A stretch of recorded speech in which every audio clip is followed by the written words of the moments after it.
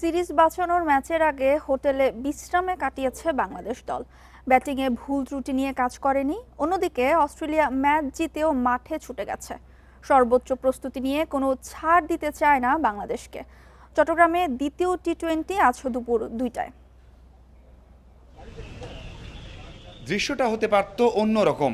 Australia প্রথম ম্যাচে জয় পেয়েছে, তারপরেও হোটেলে বসে থেকে সময় কাটায়নি, চলে এসেছে সাগরিকা স্টেডিয়ামে অনুশীলন করতে।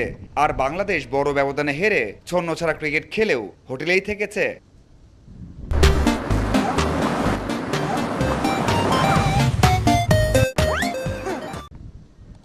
দল জিতুক অথবা হারুক, ম্যাচের পরের দিন বাংলাদেশ গেল কয়েক বছর অনুশীলন করে না। সাইফ, তামিম, হৃদয়দের প্রশ্নবিদ্ধ ব্যাটিংয়ের পরেও মনে হয়নি ভুলগুলো শুধরানো দরকার। বাঁচা মরার ম্যাচের আগের দিন হোটেলেই বিশ্রামে কাটিয়েছেন সবাই। এমন রিল্যাক্স সময় কতটা কাজে দিল ম্যাচে হয়তো তার প্রমাণ পাওয়া যাবে। ব্যাটিং উইকেটে ব্যাটারদেরই দায়িত্ব সবচেয়ে বেশি। একাদশে একাধিক পরিবর্তনের সম্ভাবনা জোরালো। তাসকিন ও রানা দুজনেই ফিরতে পারেন। লিটন ফিট হলে জায়গা ছাড়তে হবে সৌম্যকে।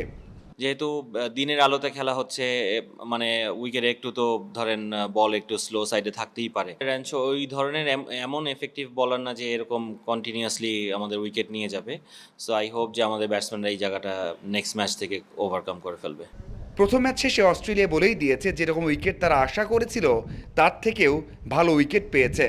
দ্বিতীয় ম্যাচেও তারা আত্মবিশ্বাস নিয়েই মাঠে নামতে চায়। সিরিজ জয়ে আর দেরি করতে চায় না।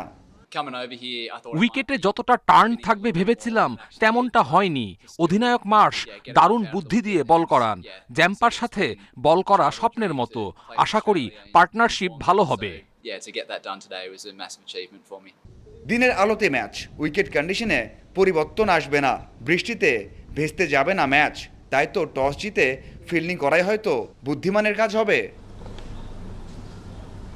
Mazharul Islam, independent news, Chittagong.